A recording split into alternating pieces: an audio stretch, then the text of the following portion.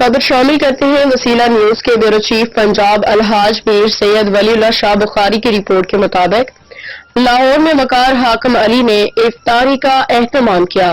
अपने करीबी दोस्त अहबाब को बुलाया। चौधरी वकार हाकिम अली ने बेहतरीन इफ्तारी का इंतजाम किया, जिसमें शमूलियत करने वाले जनाब खालिद अजीज भट्टी, सिकंदर वकार और नाफे वकार और दीगर दोस्त अहबाब की शिरकत।